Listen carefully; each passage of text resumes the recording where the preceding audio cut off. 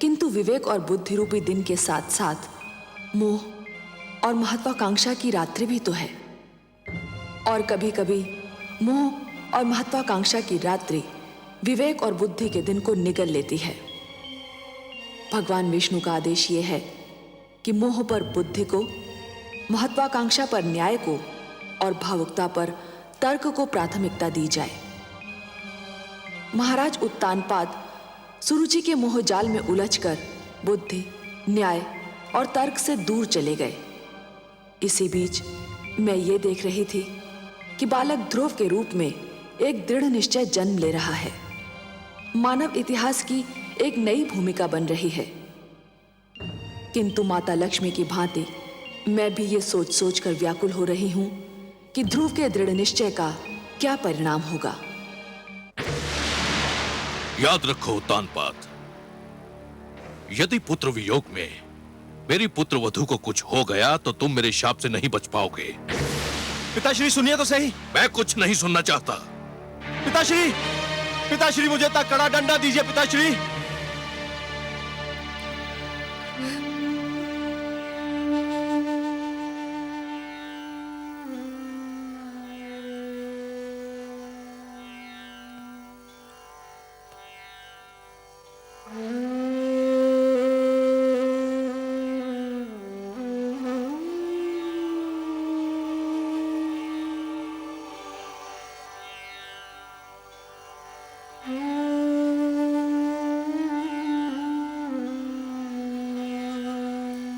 आपने सत्य ही कहा पिताश्री। मैं ना तो अच्छा राजा बन सका, ना अच्छा पति और ना ही अच्छा पिता। मुझे दंड मिलना ही चाहिए। और यह भी सत्य है कि राजा को दंड स्वयं राजा ही दे सकता है।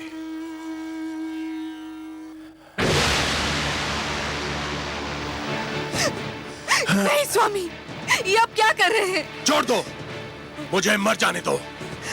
मेरे अपराध का यही दंड है, यही मेरा प्रायश्चित है। नहीं, पाप अपराध का प्रायश्चित नहीं होता। आत्महत्या पाप है और मैं आपको एक कदापि नहीं करने दूंगी।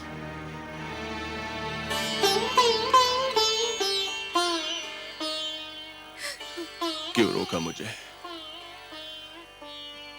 मुझे मर क्यों नहीं जाने दिया? क्यों रोका मुझे? मेरी आंखों से बहने वाले पुत्र वियोग के अश्रु को तो आप पोंछ ना सके। मेरी मांग का सिंदूर पोंछ देना चाहते थे। गोद सूनी हो गई, मांग भी सूनी कर देना चाहते थे। पुत्र के लौटने की तो मैं प्रतीक्षा कर सकती हूँ। आपको कुछ हो जाए तो मैं क्या करूंगी? तो फिर मैं क्या करूं? मुझ में तो इतनी शक्ति भी नहीं है कि तुमसे एक क्षमा याचना कर सकूं। ऐसा ना कहिए महाराज। जब ऐसा ही है तो ऐसा क्यों ना कहूं? दोष तो मेरा ही था और दंड तुम भोग रही हो। पिताश्री ने आकर मेरी आंखें खोल दी, पर दुख तो इस बात का है कि आंखें तब खुली जब समय बीत चुका था। वर्षा तब हुई जब खेती सूख चुकी थी। अब भी समय है महाराज। पुत्र ध्रुव अभी दूर तक नहीं गया होगा। तो फिर ठीक है, मैं स्वयं जाऊंगा अपने पुत्र की खोज में। मैं स्वयं खोजूंगा अपने पुत्र ध्रुव को।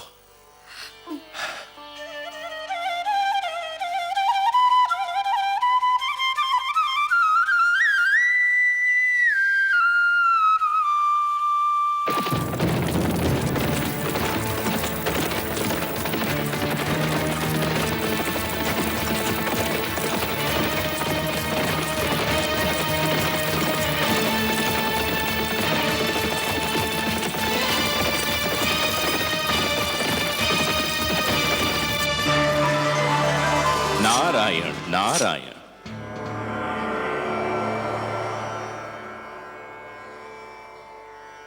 आज बहुत प्रसन्न दिखाई दे रहे हैं देवर्षि। प्रसन्न क्यों ना हूं सर्वेश्वर। धरती पर जब कोई अनुपम घटना घटती है तो मन इस प्रकार से खिल उठता है मानो बसंत बयार बहने से मधुबन। और आज तो मैंने वो दृश्य देखा जिसे देखकर मैं आनंद विभोर हो उठा। मुझे ज्ञात नहीं था कि कभी कभी किसी के कड़वे वचन भी कानों में अमृत रस घोल दिया करते हैं। तो अपनी प्रसन्नता हमसे नहीं बांटेंगे देवर्षि? आपसे क्या छिपा सकता हूं, आप तो विश्वव्यापी हैं। परंतु विश्वास कीजिए, आज महाराज मनु ने अपने पुत्र को ऐसी खरी खरी सुनाई कि मेरा मन तो झूम उठा। उत्तानपाद पर सुरुचि की मोह माया का जो रंग चढ़ा हुआ था वो तो ऐसे उतर गया जैसे बरखा की बौछार पड़ने से वृक्ष पे जमी धूल उतर जाती है। मनु ने वही किया जो एक परिवार के सर्वे सर्वा को करना चाहिए था। नई पीढ़ियां जब अकारण ही आवेश में आकर अपने पूर्वजों के बनाए हुए अच्छे नियम तोड़ने लगे, सुंदर परंपराओं का त्याग करने लगे और अपने संस्कारों से विमुख होने लगे, तो बड़ों का कर्तव्य है कि उन्हें भटकने पर टोकें, पतन से रोकें। जिस प्रकार एक अंकुश मदमस्त हाथी को अनियंत्रित होने से रोकता है, उसी प्रकार बड़ों का उपदेश छोटों को भटकने से रोकता है। परंतु मुझे आश्चर्य तो इस बात पर हुआ कि उत्तानपाद चुपचाप सिर झुकाए अपने पिता की फटकार सुनता रहा।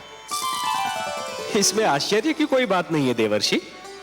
जिस प्रकार देर तक सोने वाले को सूर्य की तीव्र किरणें जागने के लिए विवश करती हैं, उसी प्रकार मनु के कटु वचन ने उत्तानपाद को झिंझोड़ना चाहा था। और पुत्र को भी पिता का इसी प्रकार आदर करना चाहिए, क्योंकि पिता ने पुत्र से अधिक जीवन जिया होता है। पिता के अनुभव पुत्र के अनुभवों की तुलना में कहीं अधिक विशाल, अधिक व्यापक और समय की कसौटी पर अधिक खरे उतरे हुए होते हैं।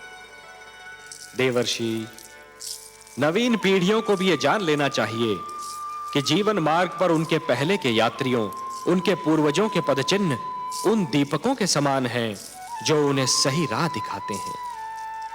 मनु ने उत्तानपाद को उचित मार्ग दिखाया। उचित मार्ग? आपकी लीला भी विचित्र है मायापति।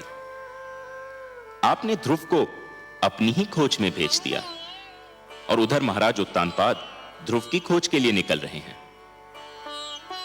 और इस बात को आपसे अच्छा और कौन जान सकता है कि ध्रुव का आप तक और उत्तानपाद का ध्रुव तक पहुंचना कितना कठिन है।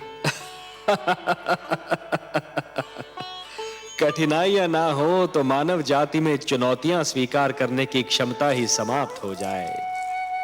हर पग पर सरलता मिली तो मानव जीवन बहुत कठिन हो जाएगा देवर्षि। जूझने दीजिए उन दोनों को अपने संघर्षों से।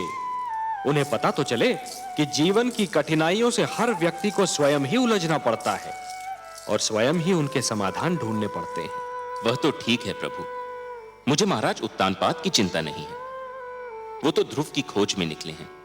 ध्रुव किन मार्गों पर जा सकता है, किन क्षेत्रों में जा सकता है, इसका ज्ञान है उनको। उन्हें किसी मार्गदर्शक की आवश्यकता नहीं है। मुझे चिंता ध्रुव की है प्रभु।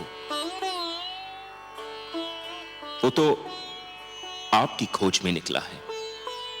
उसे तो अपने नगर के मार्गों का ज्ञान नहीं है, तो फिर क्षीरसागर के मार्ग का क्या ज्ञान होगा प्रभु?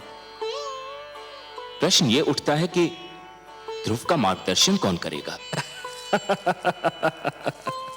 आप करेंगे देवर्षि। ध्रुव का मार्गदर्शन आप करेंगे। मैं? हां, आप।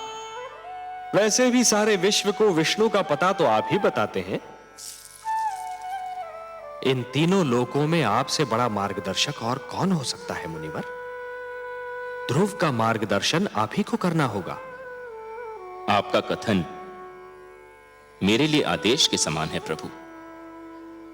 तो फिर अपना कार्य सिद्ध कीजिए। महादेवी लक्ष्मी भी व्याकुल हैं ध्रुव के लिए। उनकी अशांति दूर कीजिए। किंतु माता है कहां?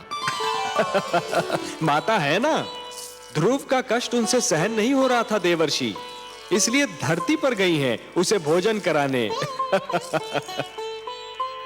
परंतु समस्या यह है कि उसे तो भोजन की भूख ही नहीं है, उसे तो केवल हमारे दर्शन की प्यास है, और वह प्यास उसका मार्गदर्शन करके आप ही तृप्त कर सकते हैं मुनिवर।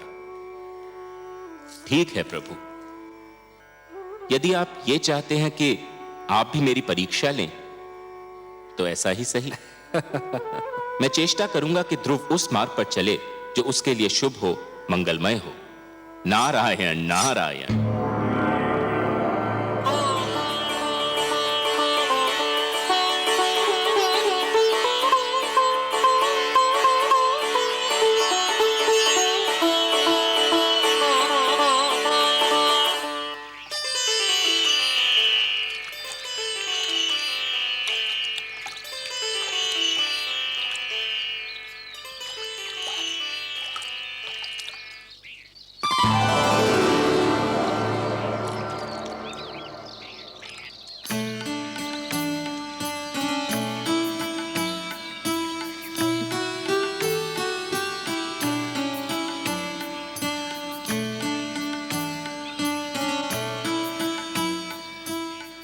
अरे माता आप? हाँ, मैंने सोचा तुम जाग गए होंगे, तुम्हें भूख लगी होगी ना। आपने मेरे प्राणों की रक्षा की, मेरा इतना ध्यान रखा, पर अभी तक आपने अपना पूरा परिचय भी नहीं दिया। कहा ना कि माता हूँ। माता का परिचय क्या? माता तो एक नाते का नाम है, पर जिससे इस नाते का संबंध होता है उसका भी अपना एक नाम होता है। अच्छा, मेरा नाम तो सुनो, मेरा नाम विष्णु प्रिया है। विष्णु प्रिया अर्थात भगवान विष्णु की प्रिया। यदि आप भगवान विष्णु की प्रिया है, तब तो आप ये भी जानते होंगे कि भगवान विष्णु कहाँ निवास करते हैं। नाम विष्णु प्रिया होने से कोई भगवान विष्णु की प्रिया थोड़ी ही हो जाती है। और यदि ऐसा होता तो इस समय भगवान विष्णु मेरे साथ होते और तुम्हें उनकी खोज में भटकना नहीं पड़ता। तुम्हारे लिए भोजन लाई हूँ, चलो इसे ग्रहण कर लो। मुझे क्षमा कर दो माँ, मैं जानता हूँ तुम मुझे खिलाए बिना भोजन नहीं करती थी, पर मैं भगवान विष्णु से मिले बिना तुम्हारे पास नहीं आ सकता। लो। धन्यवाद माते, मुझे भूख नहीं है। क्यों बेटे? पुत्र ध्रुव! ध्रुव! पिताश्री, पुत्र ध्रुव! पिताश्री आ रहे हैं, मुझे कहीं छुपा दो। क्यों बेटे? पिताश्री आ रहे हैं, मुझे देख लिया तो मुझे घर पकड़ ले जाएंगे। मैं घर जाना नहीं चाहता, मुझे कहीं छुपा दो माते, मुझे कहीं छुपा दो। चलो चलो मेरे साथ। ध्रुव!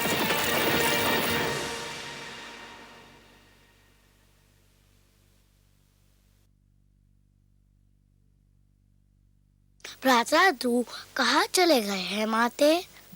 जहां भी गया हो, तुझे क्या करना है?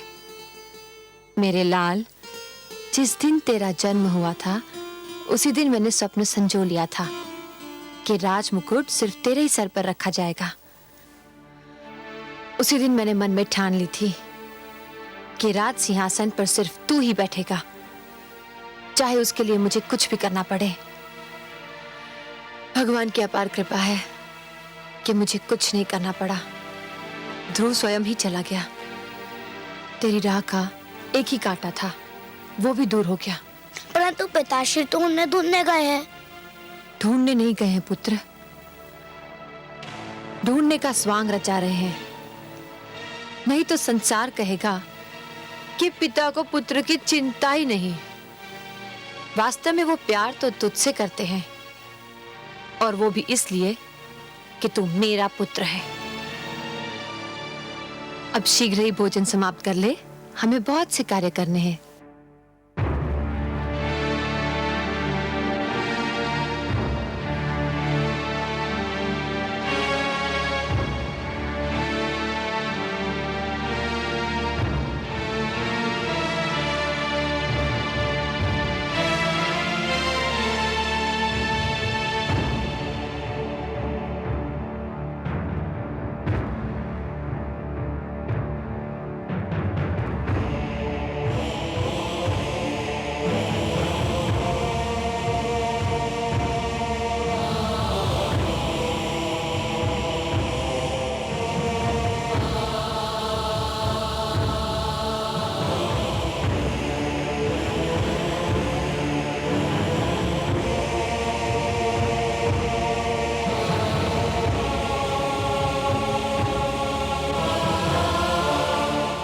मैं आपसे क्षमा मांगने आया हूं राजगुरु। क्षमा? मुझसे क्षमा? किस बात की क्षमा? मैं क्षमा मांगने आया हूं राजगुरु अपने उस भूल की कि मैंने आपका परामर्श ठुकरा दिया। आपने मुझे रोका था और बिल्कुल ठीक रोका था कि मैं महारानी सुनीति का स्थान सुरुचि को ना दूं, परंतु मैंने आपका तिरस्कार किया। मैं अपनी उसी भूल की क्षमा मांगने आया हूं। राजा मांगता नहीं है महाराज,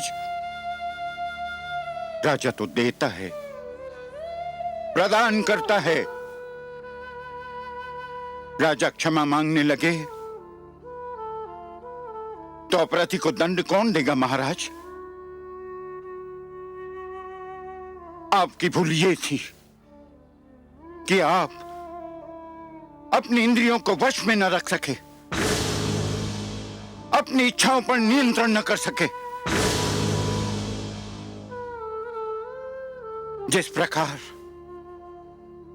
अश्व का सवार यदि अपने अश्व को नियंत्रण में न रख सके तो अश्व उसे अपनी पीठ से धरती पर गिरा देता है, उसी प्रकार आप अपनी कामुक इच्छाओं पर नियंत्रण न कर सके और इन इच्छाओं ने आपको वहां पहुंचा दिया जहां आप आज स्वयं को पा रहे हैं। कर्म से गिरकर आपने राजा के धर्म को लज्जित कर दिया है महाराज। राजा तो ईश्वर का प्रतिनिधि होता है और उसे किसी से क्षमा मांगना शोभा नहीं देता। मुझसे वास्तव में भारी भूल हुई है। मुझे दंड दीजिए राजगुरु, मुझे दंड दीजिए। भूल अवश्य हुई है महाराज, परंतु मैं दंड देने वाला कौन होता हूं? मुझे तो यह अधिकार ही प्राप्त नहीं। यह भूल आपने मर्यादा के विरुद्ध की है, अपने राजधर्म के विरुद्ध की है, और इस भूल का दंड या क्षमा आपको स्वयं आप प्रदान कर सकते हैं या ईश्वर। मुझे स्वीकार है आपका परामर्श राजगुरु, परंतु आप ही बताइए कि मैं स्वयं को इस भूल का क्या दंड दूं? वो तो आपको मिल ही रहा है महाराज। क्या पुत्र वियोग किसी दंड से कम है? क्या इस राजमहल का सूनापन और सन्नाटा किसी दंड से कम है? क्या ये कुछ कम दंड है कि आप राजभवन में हैं और पुत्र ध्रुव वनों की धूल छान रहा है? राजगुरु, यही दुख तो मुझे चैन नहीं लेने देता। चैन तो आपको उसी समय मिलेगा महाराज, जब आप ये निश्चय कर लेंगे कि आप इस भूल को न स्वयं दोहराएंगे न कभी किसी को दोहराने देंगे। प्रजा तो राजा के पद चिन्हों पर चलती है।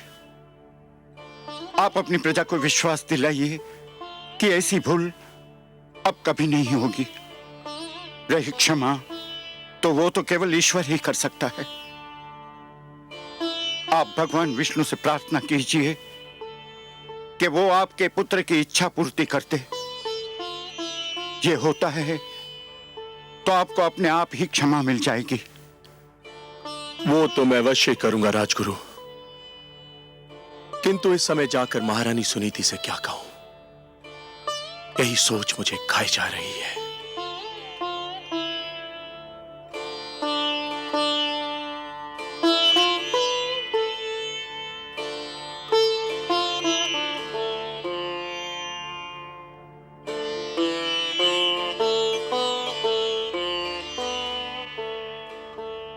कुछ तो खा लीजिए महारानी जी। इसे ले जाओ दासी, मुझे भूख नहीं है। कब तक आप भूखी रहेंगी महारानी जी? कुछ तो खा लीजिए ना। कैसे खाऊं? न जाने मेरे ध्रुव ने कुछ खाया होगा कि नहीं।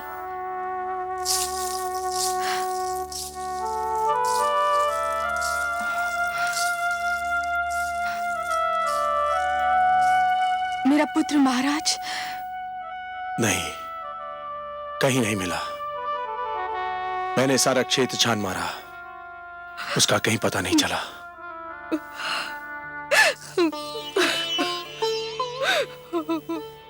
सुनीति, ये सब मेरा ही किया धरा है।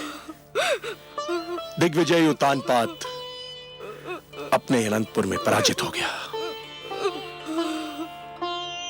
सरूची के मोह जाल में आकर हमने आप पर और अपने पुत्र ध्रुव पर बड़ा ही अन्याय किया है। ऐसा ना कहे महाराज, ये सब मेरे भाग्य का खेल है। एक बार और चेष्टा करके देख लेते हैं। इस बार मैं भी आपके साथ चलूंगी। वनों में, पहाड़ियों में, घाटियों में, हर जगह उसे पुकारूंगी। कभी तो सुनेगा अपनी माँ की करुणा भरी पुकार, कभी तो सुनेगा। एक महारानी होकर आप भटकती फिरे, नहीं, ये उचित नहीं है। महारानी सुनीति एक कदापि उचित नहीं है। एक महारानी के लिए उचित नहीं, एक माँ के लिए तो उचित है। पुत्र ठोकरे खाता फिर रहा हो तो माँ को महल में चैन कैसे मिलेगा? देर हो गई तो वो हमसे और दूर चला जाएगा। चलिए महाराज, चलिए।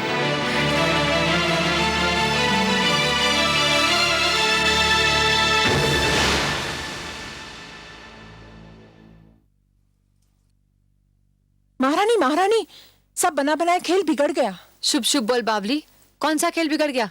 महारानी सुनीति ने महाराज का मन एक बार फिर जीत लिया है। क्या? ये तू क्या कह रही है? स्पष्ट बता, क्या हुआ? मैं वहीं से चली आ रही हूँ। पुत्र शोक ने महाराज को व्याकुल कर दिया है। वो मेरे सामने महारानी सुनीति के समक्ष अपना पश्चाताप प्रकट कर रहे थे। क्या?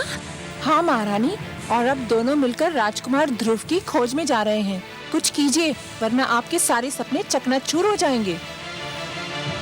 नहीं, यह असंभव है। ऐसा नहीं हो सकता। मैं देखती हूँ कि महाराज कैसे जाते हैं।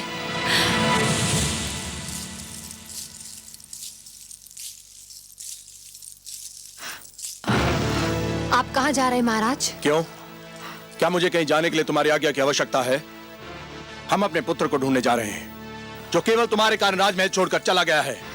हम दोनों मिलकर अपने पुत्र को ढूंढेंगे। ये अचानक पुत्र मोह कैसे उमड़ा है महाराज?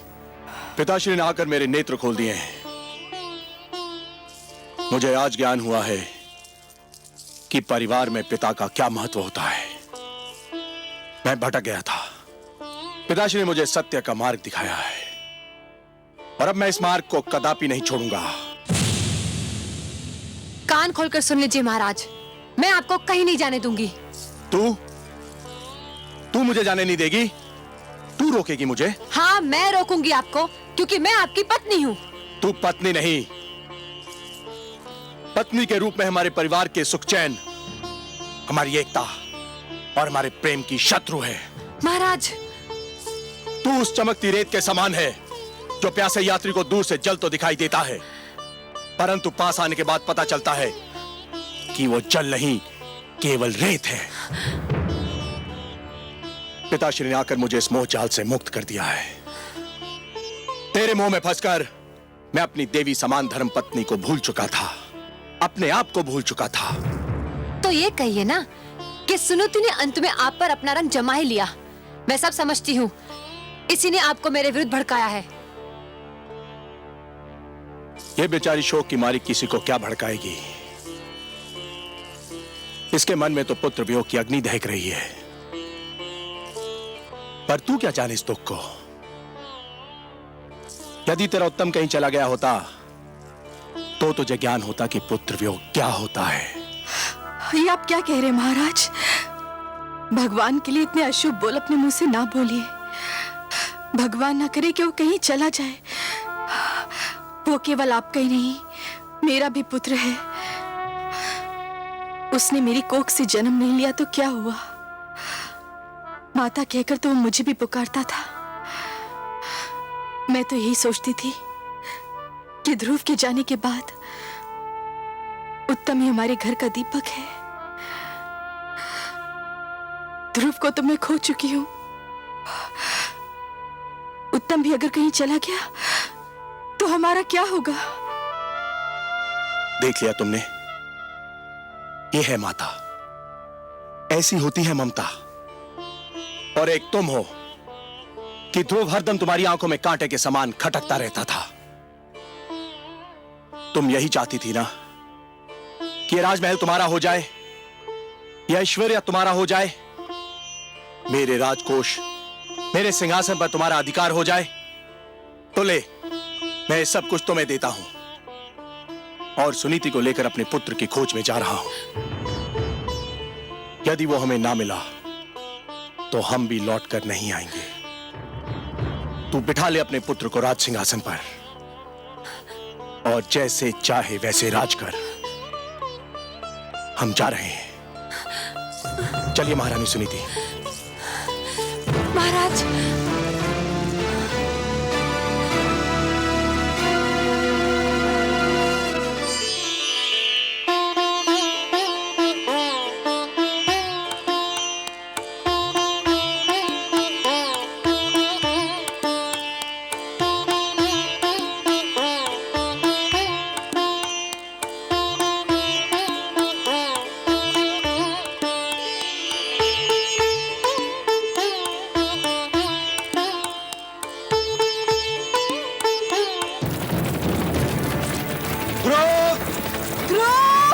पुत्र ध्रुव!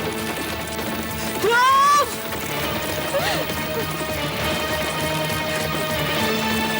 पुत्र ध्रुव! ध्रुव! ध्रुव! ध्रुव! पुत्र ध्रुव!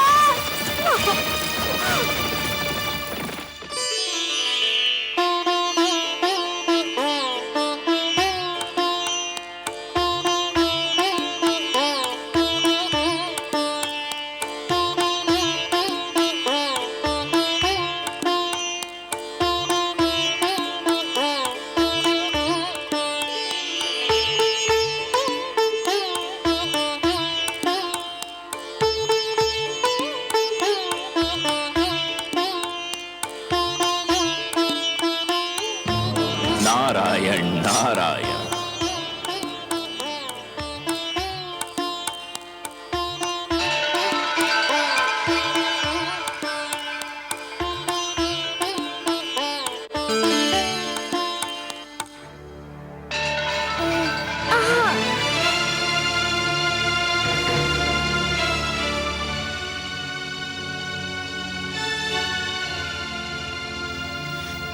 बालक, आप कौन है महात्मन?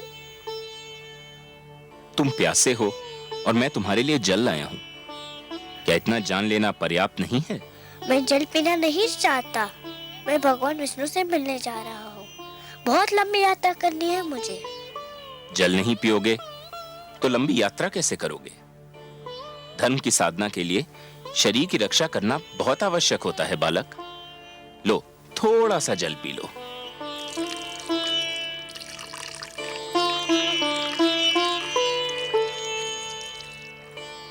आप जो भी हो, भगवान विष्णु की खोज में यदि मेरा पथ निर्देश कर दे तो आपकी बहुत कृपा होगी। तुम जितने कोमल हो पुत्र, तुम्हारा संकल्प उतना ही कठोर है। इस कड़ी धूप में कुम्हला जाओगे। मेरी बात मानो पुत्र, घर लौट जाओ। मैं तो समझा था कि आप मेरा मार्गदर्शन करेंगे। मार्गदर्शन ही तो कर रहा हूं। देखो, यहाँ से एक मार्ग तुम्हारे घर की ओर भी तो जाता है। वो भी मिलता है, मुझे घर लौट जाने को कहता है। कोई भी भगवान विष्णु का पता नहीं बताता। मैं उनसे मिले बिना घर नहीं जाऊंगा। ये जानकर भी नहीं कि तुम्हारी खोज में तुम्हारे माता पिता दिशाएं छान रहे हैं। आपको किसने बताया? मैं तो तुम्हें भी बता सकता हूँ। बता क्या, मैं तो तुम्हें दिखा भी सकता हूँ। देखना चाहोगे? देखो। माते! संभलिए महाराज। आप कौन है? आप मेरे माताजी के पास ले जा सकते हैं, तो फिर भगवान विष्णु के पास भी ले जा सकते हैं। मुझे बताइए आप कौन है? मैं नारद हूं बालक, देवर्षि नारद। बारंबार प्रणाम आपको करता हूँ देवर्षि नारद। मुझे बताइए भगवान विष्णु कहाँ रहते हैं? भगवान विष्णु तो क्षीर सागर में शेषनाग की शैया पर निवास करते हैं पुत्र। चलिए ले चलिए मुझे क्षीर सागर। यही तो समस्या है पुत्र। क्या समस्या है? कोई प्राणी जीते जी क्षीर सागर में नहीं जा सकता। क्षीर सागर में मनुष्य की आत्मा जा सकती है, उसका शरीर नहीं। जब तक कोई प्राणी इस जीवन के बंधन में बंधा है, तब तक वो क्षीर सागर नहीं जा सकता। मृत्यु के पश्चात ही वहां जाया जा सकता है बालक। पर मैं तो जीते जी उनसे मिलना चाहता हूँ। मैं मृत्यु से नहीं डरता, किंतु मैं उनसे मिले बिना मरना नहीं चाहता। तुमने तो मुझे चक्कर में डाल दिया पुत्र। एक बात कहूँ देवर्षि? अवश्य कहो पुत्र। मनुष्य तो मृत्यु के पश्चात ही उनसे मिल सकता है, पर वे स्वयं तो किसी भी जीवित प्राणी से मिल सकते हैं ना? मेरी बुद्धि की परीक्षा मत लो। तुम क्या कहना चाहते हो बालक? यही कि यदि मैं उनके पास नहीं जा सकता, पर वो तो मेरे पास आ सकते हैं ना? हाँ, ये तो संभव है, किंतु इसके लिए बड़ी कड़ी तपस्या करनी होगी। करूँगा, करूँगा, कड़ी से कड़ी तपस्या करूँगा। सोच लो बालक, बड़ी कठिन राह है ये।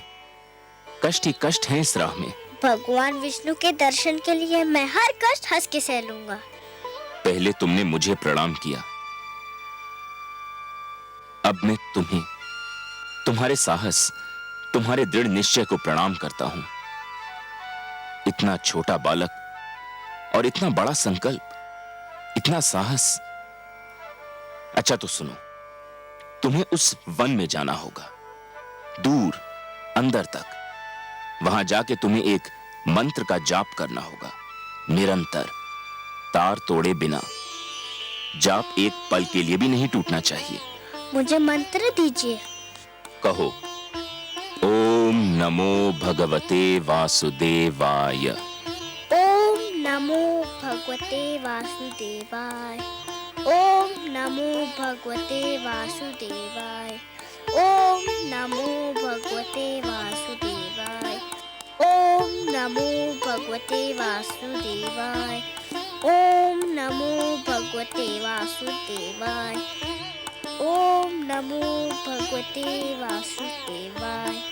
ओम नमो भगवते वासुदेवाय। ओम नमो भगवते वासुदेवाय। ओम नमो भगवते वासुदेवाय। देवर्षि, माते प्रणाम।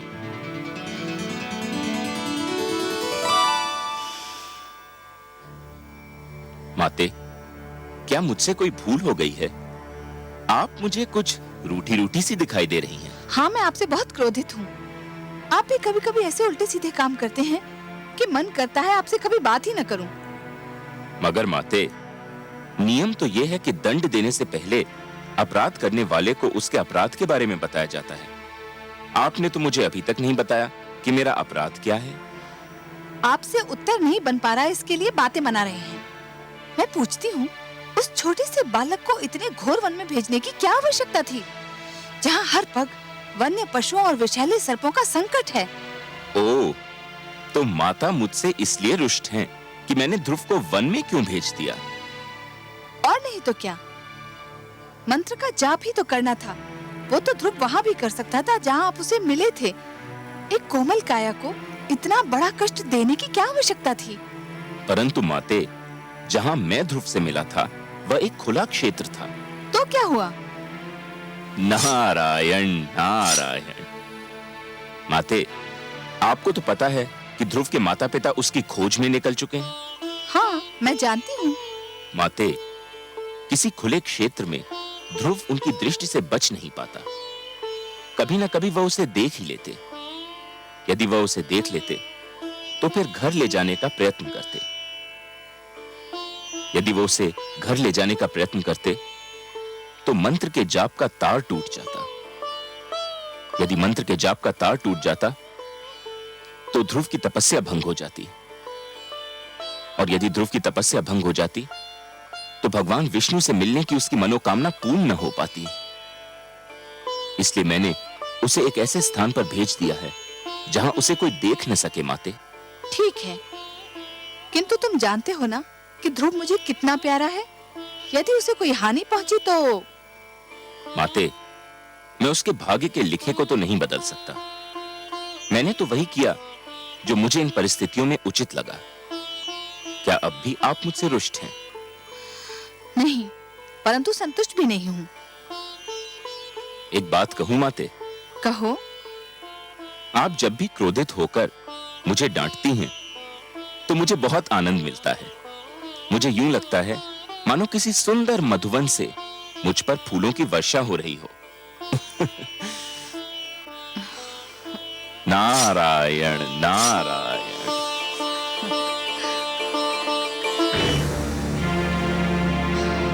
ओम नमो भगवते वासुदेवाय।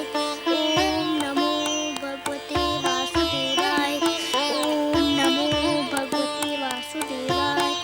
ओम नमो भगवते वासुदेवाय। ओम नमो भगवते वासुदेवाय। ओम नमो भगवते वासुदेवाय। ओम नमो भगवते वासुदेवाय। ओम नमो भगवते वासुदेवाय। ओम नमो भगवते वासुदेवाय। ओम नमो भगवते वासुदेवाय। ओम नमो भगवते देवाय। ओम नमो भगवते वासुदेवाय। ओम नमो भगवते वासुदेवाय। ओम नमो भगवते वासुदेवाय। ओम नमो भगवते वासुदेवाय। ओम नमो भगवते वासुदेवाय। ओम नमो भगवते वासुदेवाय। ओम नमो भगवते वासुदेवाय। ओम नमो भगवते वासुदेवाय। ओम नमो भगवते वासुदेवाय। नारायण नारायण। आइए देवर्षि, आइए, स्वागत है आपका। बताइए, तो क्या आपकी कृपा दृष्टि हुई ध्रुव पर? क्या आपका मार्गदर्शन मिला उसे? ध्रुव का मार्गदर्शन आपने भी किसके पास भेज दिया था मुझे? वो बालक है ना, न जाने किस मिट्टी का बना हुआ है। देखने में तो छोटा सा है, परंतु संकल्प इतना दृढ़ कि बड़े बड़ों की बुद्धि चकरा जाए। इतनी छोटी सी आयु में इतनी महान अभिलाषा, और अब इस बात पर अड़ा हुआ है कि भगवान को स्वयं ही उसके पास आना पड़ेगा, और इसके लिए कुछ भी सहने को तैयार है। प्रभु, उसका मार्गदर्शन करते करते तो मैं अपना मार्ग भूलते भूलते बचा। उसे मेरे मार्गदर्शन की आवश्यकता नहीं लगती प्रभु। आप ठीक कह रहे हैं देवर्षि, आप ठीक कह रहे हैं। पतंगा जब दीपक पर अपना सर्वस्व न्योछावर करने की ठान लेता है तो केवल एक ही वस्तु उसका मार्गदर्शन कर सकती है, दीपक की लौ और उस पर मर मिटने की इच्छा। फिर यही उद्देश्य उसका पूर्ण जीवन बन जाता है। ध्रुव के मन में जिस संकल्प ने जन्म लिया है देवर्षि, उस संकल्प की पूर्ति के लिए उसका मार्गदर्शन भी वही संकल्प करेगा। उस संकल्प के अतिरिक्त और कोई उसका मार्गदर्शन कर ही नहीं सकता। एक बात पूछने को मन कर रहा है जनार्दन। तो संकोच क्यों कर रहे हैं देवर्षि? पूछिए ना।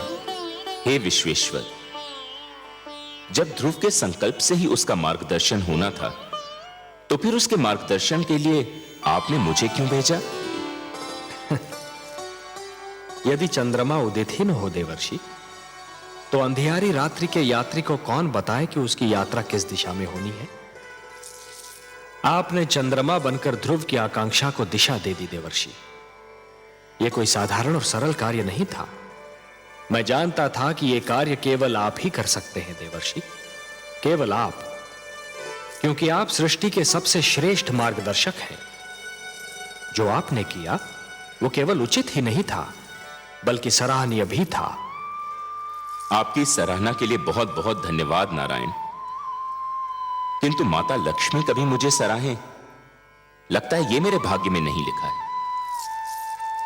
मैं जानता हूं देवर्षि, आपने जो किया उससे माता लक्ष्मी यदि रुष्ट नहीं तो संतुष्ट भी नहीं है, यही कहना चाहते हैं ना आप? आपसे क्या छिपा है अंतर्यामी? हाँ, माता मुझसे अप्रसन्न है।